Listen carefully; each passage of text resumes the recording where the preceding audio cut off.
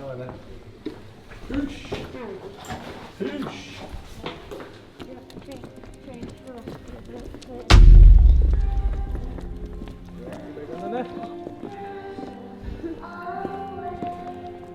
You got lost side checks in that? Sort of. Get out my pocket. Get a picture with them, are you? Not now, I want us to speak. I think you want something, get a good picture. Okay. Do it.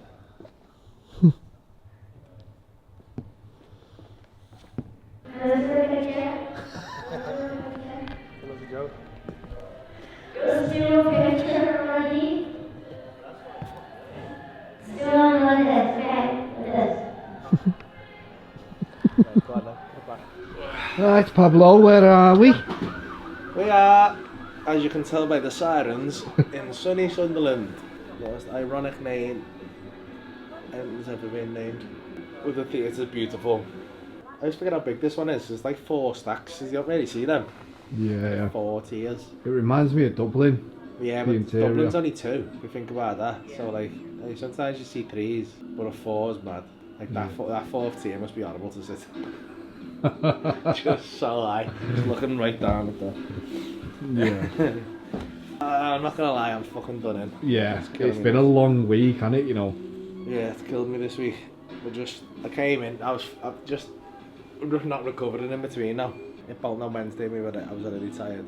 Then got to Birmingham, and Birmingham ones have been rough. I had to do go and do a festival on the way through in Sheffield today, which was dead fun, but was fucking half an hour of people throwing shit at me. In the best possible way that can come across. Yeah. Like hats and fucking sweets and phones. And that. Fucking hell. Now we've got to face Saturday night in Sunderland. The last time we were here, we started very late. Well, didn't start very late. We started a little bit late, but then there was a massive delay in the break because someone projectile vomited down the stairs in the middle of the theatre. Yeah. Which was a hazard, a slip hazard for everyone around it. So let's hope, touch wood, we don't have that shit again. We've got Phil Chapman here, obviously, to calm everything down. Worked last night. What do you think, Phil? What's your predictions? Rowdy as fuck. Brilliant. Sunderland on a Saturday night. Have you done it before, Phil? I've played Sunderland once in a boxing. I think the one you did. Oh, that in your initial first ever. No, that was a fucking terrible gig though. Yeah. That was the last gig of the tour. Yeah. And they put it in that fucking. It was in like a fucking nightclub, wasn't it? Yeah, it's like a nightclub, but it's a boxing venue as well. Yeah. Like it's like the green room's like a mad like. The green was about half an hour away. Yeah, and it was like a mad like 50s diner style thing. Yeah. I think they did it up during the COVID break. Yeah. Last time I played That was, and the sound. That was just, we put that in. Well, we didn't promote that. So an external one did, and it was a mistake. The sound was just, no one could hear what I was saying for an hour and a half. You know. So it was just like, to them it was just like nonsense. Just mumble comedy. Which is essentially what it is. But I mean, I've done this, as I said, done this venue once before, and it was the show was rowdy but good. But yeah, there was some big problems with it. So that's what we can do without that tonight.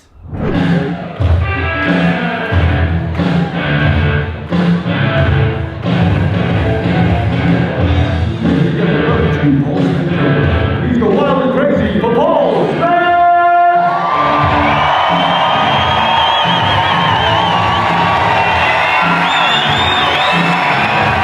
Fucking hell. It was a lot better than I thought it would be, actually. Oh, wedged open. I just said open. It went alright. There was fucking. It was. I had to just deal with it. But yeah. I mean, that happened the other week. But I knew I was going to have to do it and just invite that in. Yeah. And I just didn't know where I was going to go with it. But I thought, I'm just going to have to do it and just be playful with it because I don't know if they're dealing with it. Yeah. And I can't do the rest of the show if it keeps going.